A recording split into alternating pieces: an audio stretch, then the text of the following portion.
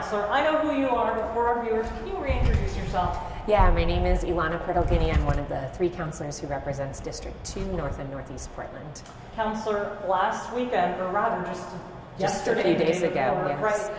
A lot of protests, a lot of gas. What is your reaction to some of the images coming out of this weekend? I have been to a lot of the protests over the last year with my kids.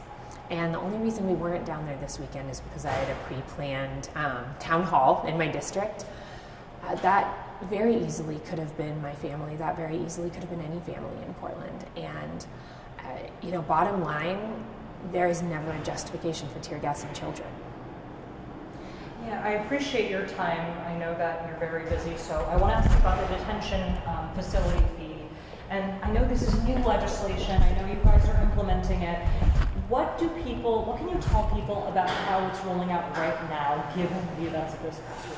Yeah, so this is a new policy that council passed, and we actually passed it really looking at additional detention facilities in our community in the future, but we included language that there could be fees and fines for current detention facilities as well.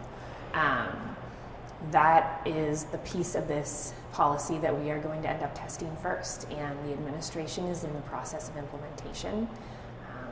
And we now have our first test case to see how it works in practice. I am very glad that my colleagues brought this policy forward. I was glad to support it. And this is exactly the type of thing that we were worried about, right? We have not only families who were part of that march that were tear gassed, but we have people who live in that community who now have this wafting up into their windows.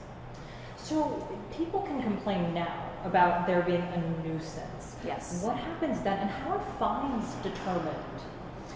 All of that is part of the administrative rules process that the administration and the mayor are working out right now. Gotcha. So those specifics will take place later, but will they still be able to cover the events of this past weekend? And my understanding is that it will cover the events of this past weekend. The details on the specifics, though, you're going to have to talk to the administration about. Because those are still being ironed out, basically.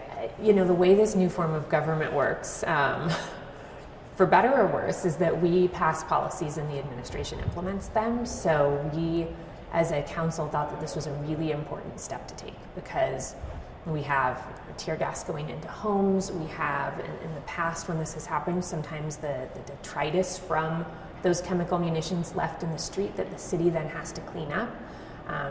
Those are costs to the community. And it's low-income people who are facing the brunt of it. The closest housing to the ICE facility is low-income housing. Yes, it's subsidized housing.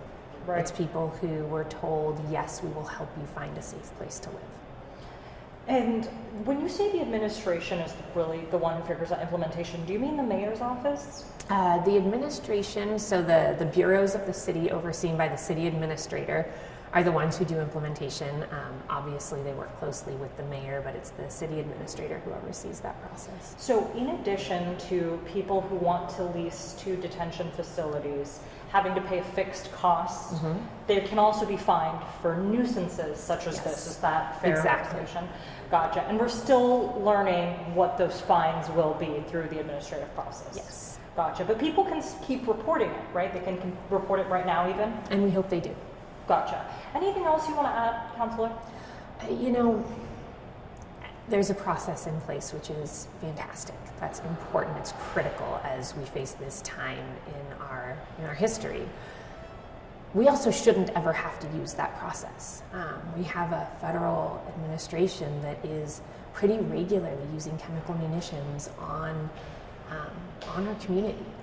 That shouldn't be the norm. That shouldn't ever be acceptable. It's not acceptable. What do you say to people who might say, well, there was rioters there and that was their only course of action? How would you respond to that?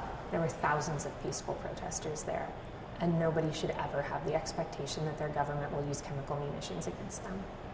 Thank you so much for your time, Councilor. I really appreciate it. Yeah, thank you. Of course. And I